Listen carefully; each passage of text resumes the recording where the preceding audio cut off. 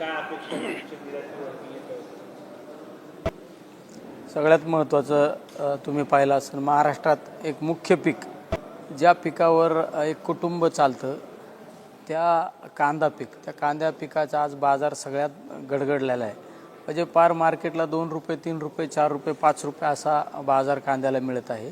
या परिस्थितीमध्ये जर कांद्याचा उत्पादन खर्च वगैरे सगळा विचार केला तर शेतकरी दिवसेंदिवस कर्जबाजारी होत चाललेला आहे. त्यामुळे आमची एक मागणी आज होती आणि अनेक वेळा मी असो, बगरे सर असो, बजरंग बाप्पा असो, का अनेक खासदारांनी आमची काही मागणी असती, कांद्याला हमी भाव मिळाला पाहिजेत.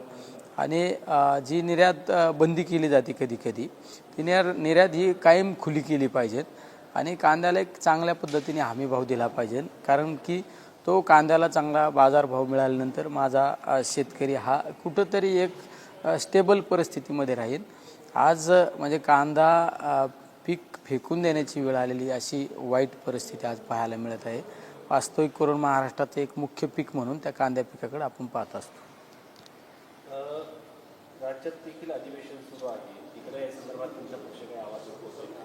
दिल्लीत प्रत्येक वेळेस तुमचं आंदोलन होतं, तुमच्या पक्षातल्या नेते जे राज्यात आहेत त्यांच्याकडून या संदर्भात काही भाष्य होतं दिसत नाही. सगळ्यात महत्त्वाचं, निर्यात चालू करणे हा सेंट्रलचा विषय, केंद्राचा विषय असल्यामुळं आम्ही नेहमी केंद्रस्तरीय या ठिकाणी आमची मागणी करत असतो आणि आमचे प्रश्न मांडण्याचा प्रयत्न करत असतो. अनेक वेळा आंदोलन केल्यानंतर कांद्याचे भाव वाढले, निर्यातसुद्धा सुरू झाली.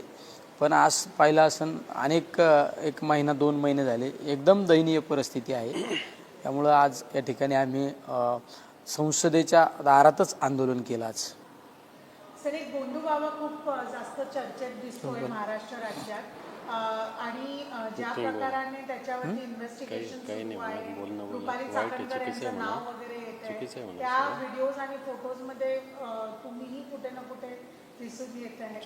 तर काय तुम्ही जस्टिफिकेशन देता? ज्या गोष्टी समाजासमोर पुढे आल्या, खऱ्या अर्थाने मी पोलीस प्रशासनाला धन्यवाद देतो.